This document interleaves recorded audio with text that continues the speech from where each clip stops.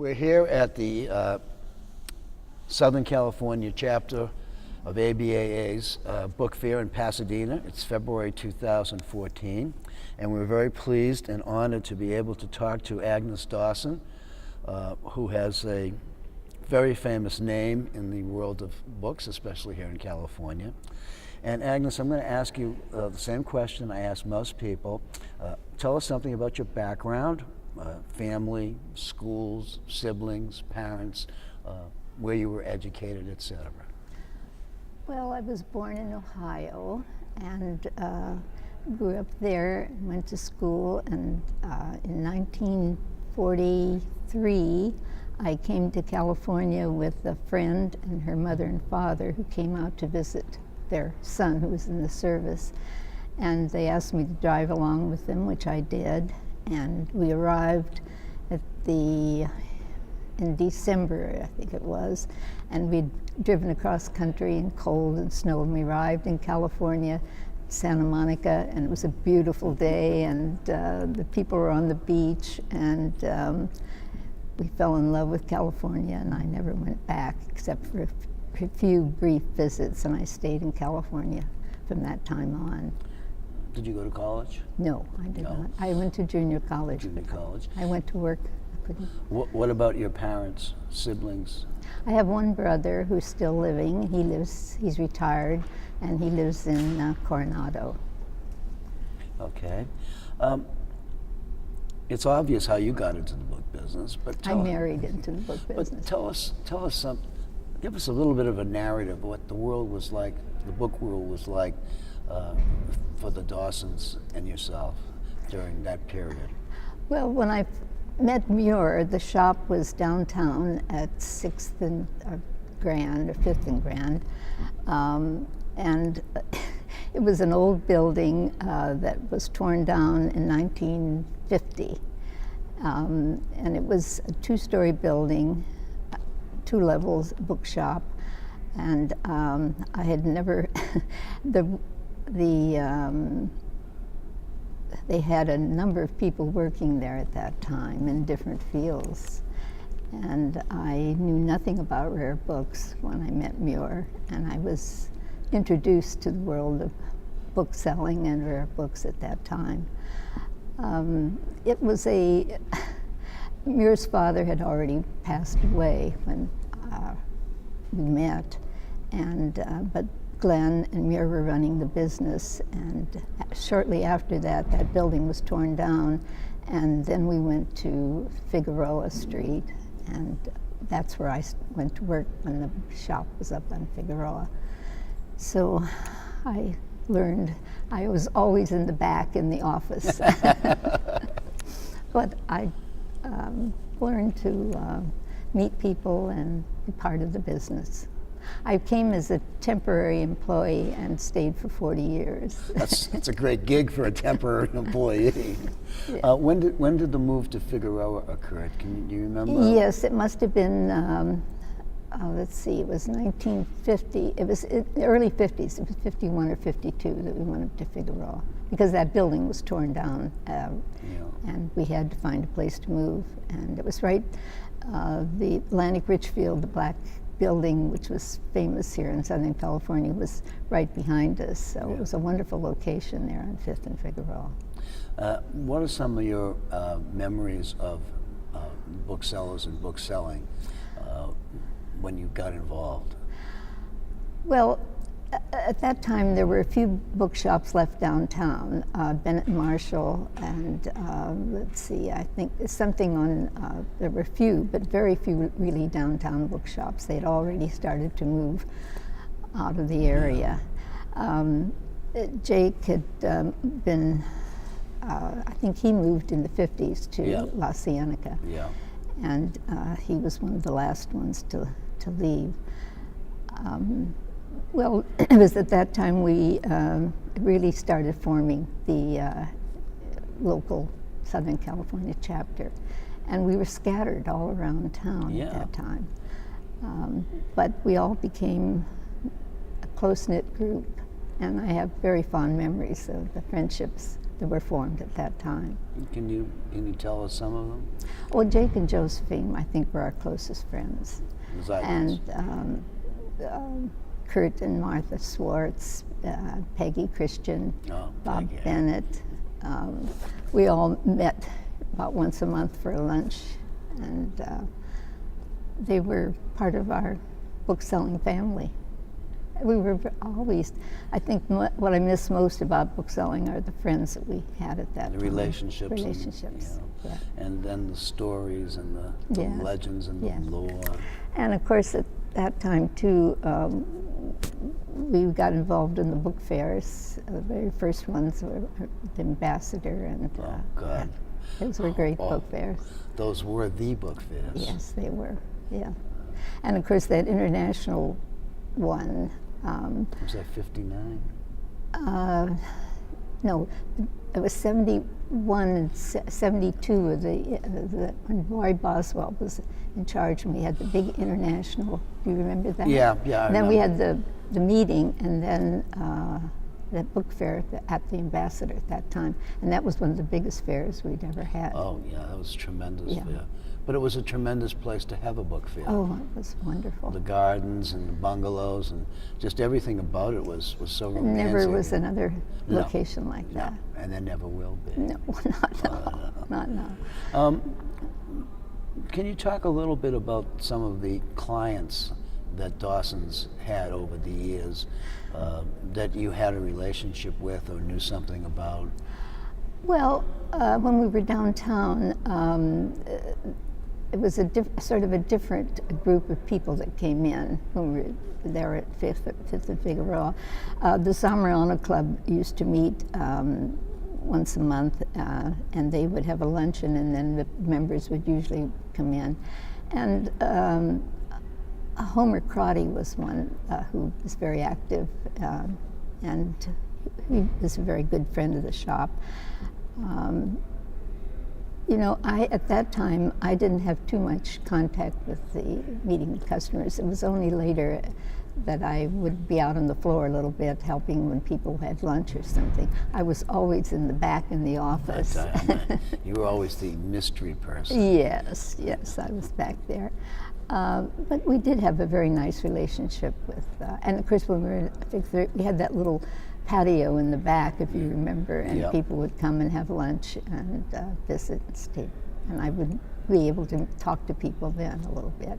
But they were good friends, but it wasn't a social thing. It was sort of strictly a business relationship. Yeah. With the booksellers, we had much more social contact. The shop is still there. On Larchmont, It's on Larchmont now. When did it go from Figueroa to Larchmont? in the 60s. In the 60s. Yes. Okay. Yeah. And, Now that building was going to be torn down too. God, you had a history of being in buildings that are going to be torn And down. it was time to leave downtown. It was, yeah. Yeah, it was time. And I had been going to Larchmont for a long time. It was a little village. Yeah, And it yeah. was a great place to go. So I knew that area, and Glenn and Muir wanted to stay close to downtown because of all their years of being a downtown bookshop. Yeah. And they looked around, and it seemed impossible that we could find anything that we could afford and that wasn't going to be, had to be out of the downtown area. They found a place on Temple and thought, oh, well, this is going to change. It'll be different. Even today, it hasn't changed that yeah. much. And I told Muir, let's go look around Larchmont because it's not that far and it's a nice little place. Yeah. So we went out and looked around, and he liked it very much, but Glenn, it was further for him to come. He lived in Pasadena, so he was a little hesitant to think about moving. But there was a little bungalow for sale on Larchmont, and we looked into it and found that we could buy it for approximately $50,000 or something. So we put our money together and bought it, and then a friend of ours who was an architect, we contacted him and he designed the building for us. So for another $50,000, We were able to put it up, and then it opened. We had a big opening. Pictures of that. Larry Powell spoke. People spoke at the opening. And that building is still there. Yeah. And still flourishing. As a source of income. Oh, that's always helpful. Yeah, Glenn and I, it was a partnership, so Glenn and I still each own half of it. And you were telling me before we began that Glenn is going to be 102 years old. He will. His health has failed. His eyesight is almost gone. Really? And his hearing. But he's still living in his retirement home, which he's been in for many years. And 102, wow. yeah. And his mind is very sharp. Yeah. How old was Muir? Muir would have been, let's see, I'll be 93. He died when he was 85. 85. Or 84. I want to ask you, as a person who's been through this, the international fairs, the international congresses, I've always found them as a great place to meet people that you don't ever get a chance to meet. Did you make any strong friendships from doing those congresses? Yes, and I think it was mostly with the British dealers because of our language problems. But yes, we had many friends, and Muir was very active. I know he was. And especially with Japan, you know, with Mitsunita, who was one of our very close friends. And other Japanese dealers too. Yeah. We had a very nice relationship. Did you have any of those Japanese dealers apprentice at Dawson's? Yes. We did have one young man who had a shop now for many years here on Wilshire Boulevard. Really? Yes, Konishi worked for us for a while. Oh, he did? I remember Mr. Nitter. Did he apprentice with Howell? At Howell's? No, Krause. With Krause. Yeah, periodicals. That was a big business. Yeah, I remember. I worked for Candace for all those years. And we sold millions of dollars worth of periodicals to the Japanese market, which doesn't exist anymore. No, it does not. But Konishi Mitsunita has done very well, and he became an international bookseller. Oh yeah, and he made sure that he put Japan on the international map. He did for book selling. Yeah, because of the league meeting, and also AIB went there too. So I lost contact the last few years, but I think he's still very active. Yeah. Have you kept in touch with many of the sort of old-time booksellers who were friends with the Dawsons? No, not really. Our lives just go separate ways, certainly now. And my contact with the book world is almost extinct now. I don't really, except for the fairs, I come and can visit with people. Yeah. So where are you living now? Oh, I live in the same house that we built in the 1950s. Wow, fabulous 50s house. Well, yes, it was an experiment. It was to be part of the case study houses, if you remember what those were here in the 50s. But unfortunately, we could only do one floor. We could never finish the house. But that unfinished house has appeared in 2 Teschen books about Julius Schumann. Really? So it lives on as an unfinished house. But Muir finished the 2nd floor. Oh, he did? Almost by himself. And then many years later, the architect who did our building on Larchmont did some plans for us, and I put an apartment on the 3rd level. So all 3 levels are now finished. God, it only took 60 odd years to get it done, though. Yeah. Well, there were several things. It was a hillside lot. Yeah. We never could get a loan on a hillside lot for an experimental house. They were afraid it would slide down the hill. Anyway, but it was a struggle. For 2 years, Muir did almost every spare moment of his time was spent finishing that 2nd floor. When you were younger and involved in the book trade per se, Can you think of any booksellers who were helpful to the boys when they first started? Partial mentors, people who encouraged them? Well, I think everyone was very, from what Glenn and Muir helped in the other way too, by Right. encouraging people. It's a two-way street. Yeah, it was a two-way street. We had very nice relationship with Mags. Knew all, and that continued for many years. And also Edwards too. We knew people from Francis Edwards. Francis Edwards, yeah. It's memories. Yeah. Ed Maggs is here, Oh, exhibiting. yes. Yeah, exhibiting, and I'm sure he would love to see you. I usually say hello. I saw him a couple of years ago when they were. Do you have any involvement at all with the current Dawsons? You mean the book selling? Well, Michael is running the business, but Yeah. he runs it from home in a computer. Yeah. So how much you different, have huh? the contact? Remembering when people, the visitors would, the booksellers would come to visit, and we'd have lunch upstairs, and you had a chance to meet people and talk to them, which is not the way it is today. No, it's emails. It's emails. Yeah. Which is one of the reasons that I wanted to really get this project off the ground, is because I think people want to see the person who's talking, not just the talk. Yeah, no. To see their reactions to questions and see how they feel when they smile or when they grimace or what have you. I think that's important in the interview process. I think the International League meetings that we went to, people were able to meet and socially.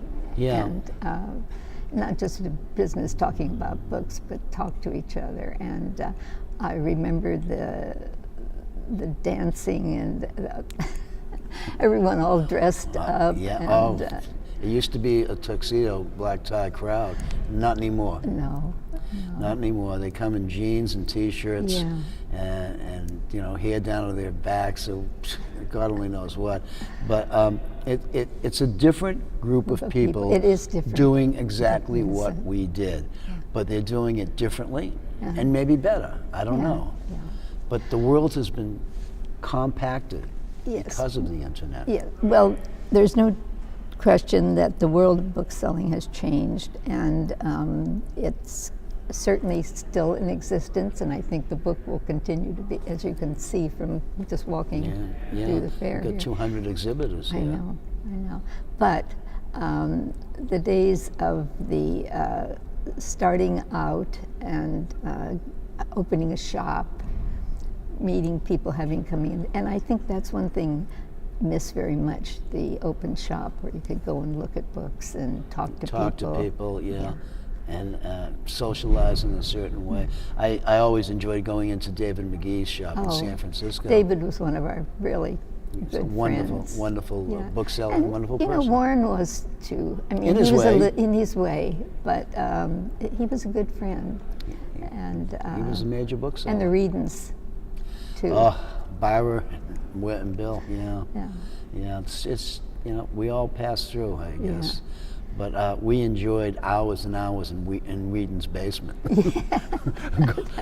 And you remember the basement was as big as a football field, so an aisle after aisle of books and pamphlets. They were lots of fun on the trips that we went Oh, on yeah, to. yeah. They were great. And there was this wonderful story about them in Japan. Did you go to that meeting in Japan? Yeah, I've been to all of them. Okay. In Well, they Japan. had, in one of the places they were staying was a businessman's sort of hotel, and everything was, in the bathroom was all molded and small, and they couldn't stand up, both of them being so tall. They couldn't stand up in the bathroom, so they had to go to another hotel.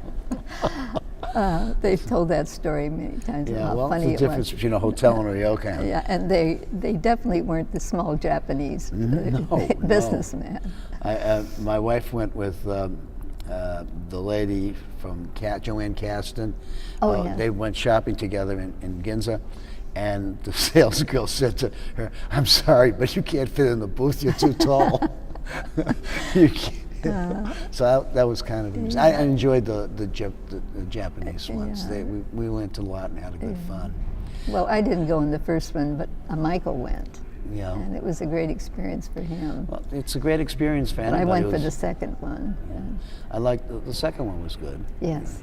And you also were there in the Venice in Yes. '86 when it was like 90 degrees instead of 60. And remember that room where we had the final banquet? It was, and the candles. My God, it was. We were lucky. We were by a window, so we could sort of just get a little breath of air. But that was the warmest evening, and everyone was dressed, of course, to the nines, and everybody was praying that someone would take their jacket off so they could take their jacket off, and no one did. No. But we had the most wonderful experience in Venice. After one of the dinners, the gondolas were right by this restaurant, and it was a beautiful night. And I told Muir, let's go on the gondola ride. It's just the perfect time to go. And so now I can't remember who was with me, but 2 other British booksellers and their wives. And I approached them and said, would you like to go with us? We're going to take, and they did. And we had the most fantastic ride at around 11 o'clock or 12 o'clock at night. Yes. There was no sound. It was perfect. That's one of the things I liked about it. And there was a big moon, and it was one of those nights that you just could never forget. And but lots of experiences like that with the group that were just, unforgettable memories. I remember we were walking across the bridge in Dubrovnik, and you and Muir were standing there. I said, "What are you doing?" Well, we were on our way to Belgrade or someplace. Yes. But it was great fun, and relationships that last a lifetime. Yes. Were memories, often built. And memories too. And memories of the congresses. Some of them were just unbelievable. Yeah. Some of them were kind of like dull, but basically they were great places to learn from your colleagues. Yeah. Well, the meeting we had here in Los Angeles, I don't think I ever worked harder in my life. Oh yeah. Because I ended up having to be responsible for taking people on buses, and and the last night, do you remember we went to the Southwest Museum? Yeah. That Mexican dinner and music that Carl Denzel had arranged.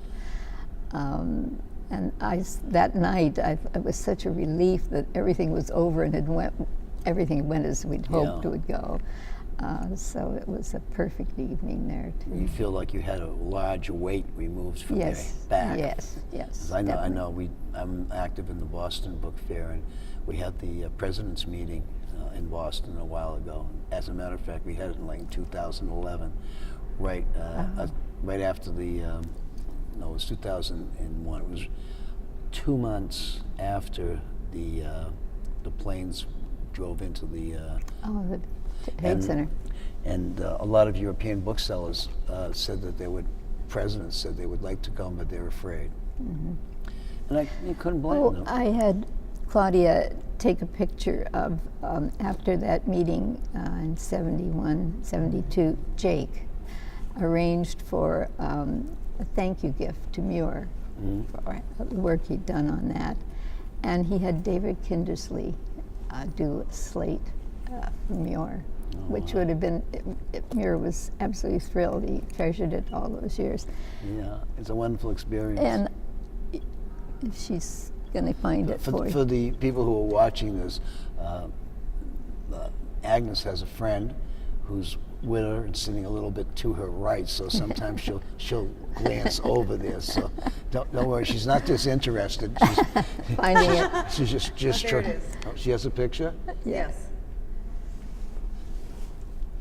Let me see if I can. Can you see it? It says delete this picture? Oh, no, you pressed a button by accident. Just a second. I hope it's not Everybody out there, deleted. hold on a second. We're going to get this right. Okay. I don't want to touch anything. I don't know if you can catch this on the. Glenn, You might read it. Can you read it? I can't read it. Oh, can you read it, Claudia? I can read it if you like. Yeah. It says. Wait, you don't have a mic on, so move closer. Move closer to Agnes. It's a lovely sentiment. It says, to Muir Dawson, gentle shepherd and wise counselor, whose leadership for 1970 and 1971 made our chapter one of the most distinguished in the nation. The members of the Southern California chapter Antiquarian Booksellers Association of America tender this token of their respect, appreciation, and affection. Los Angeles, 1972. That's lovely. That's really lovely. It was a wonderful thank you gift. It was a tremendous thank you. And gift. Jake would have, picked the right thing to do. Jake always seemed to find the right things to He do. did. He was one of the great bookmen of our times. He's a very close and dear friend, and Josephine was too. Did she pass away? Oh yes, a number of years ago now. Right. Yeah. So what But she about lived- Stanley? Did you know Stanley Zeitlin? No, I did not. I think I might have met him, but I think he was a cousin rather than an offspring. I think so, but I don't have any recollection of. Because he had a periodicals business down someplace Yeah. out of town. I always thought that he was Zeitlin's son, but he said, "No, I'm No. I'm a Zeitlin, but I'm not. No. I'm not." Joel and Adriana Yeah. were there, and then Yeah. of course he had his other son and daughter by a former marriage. Mm-hmm. But one of our dear friends is Barney Rosenthal, who we met first in 1950 at Art Ancien in Switzerland when Wow. he was there, and he's been a friend ever since. I'm sure you've talked to him. Well, we interviewed him, I guess, last year in San Francisco. good. And then the next interview after him was Peter Howard, Yes. who passed away, a month and a half after the interview. Yes. Yeah. Which is Well, that whole area of Northern California booksellers from San Francisco was all. Is there anyone left downtown? I'm not even sure there's anyone left downtown in San Francisco anymore. I don't really know anymore. It's everything's become fragmented in the sense of people have moved. Well, Boston still has a number of open bookshops, Yeah, don't they? and throughout New England. Yeah. Throughout the New England area, there are open bookshops, but Not New York anymore. well, the cost of having a bookshop in New York is prohibitive. Well, The Fourth Avenue crowd couldn't Bauman- possibly exist today. The Baumans have, somebody's left. Baumans have a shop on I think it's on Madison, a very prestigious shop, and they have one in Las Vegas, and they have one someplace else. I mean, they have satellites everywhere. Yeah. They're like Moscow. There's satellites. The two booksellers I remember with very fond affection were the Fanny and Phil Dushnes. Do you? I was next to them. My booth was next to them at the Japanese Antiquarian Book Fair. Oh, was it? The year that I think it was 70 something. I can't remember, but he was a very demanding person. Yes. I mean, I didn't know him that well, but Bart Auerbach was working for him at the time, and he would order Bart around like he was some kind of little boy who needed to be shown, do this, do that, do this. Well, you had to learn how to get along with him. But But basically, he was easy to get along with once you knew him. Yes, I know. Well, and the Krauses too, especially Marianne, became very good friends with them. And when they left New York, or they were gone, I thought, the bookselling area is finished with the Krauses gone. Yeah. Well, that sounded essentially true. I mean, Jim Cummings has done a wonderful job of having a major bookstore where you can get all kinds of wonderful things. And there are still a number of bookstores in the city, but it's so far less than what it used to be. And what about the girls? They had their father's bookshop. The three girls that ran the business near... The Argosy? The Argosy. Is they still there? Yeah, they're still there. Well, the building's worth a fortune. Is it? They own it. So they own the building. They own the building. And only one of the girls that works in the business now. Just Judy. I think Judy. I don't think Naomi is around once in a while, but I don't think she's active. Yeah, so they're still... The Argosy lives on. Well, maybe the children will start taking over. I don't know. One of their kids is involved in the Swan. in the Oh, yes, gallery. I that's think right. Nicholas is there rather than being over there. Yeah. So Swan is still active. Yep, Swan is still active, and but a lot of the wonderful booksellers of the past, the Jack Bartfields, and that era, they're all gone. Peter Decker, and you can go down a list of the booksellers who were at the 1961 something, and you can see, no. It's our trade, our generation of the trade is dying off.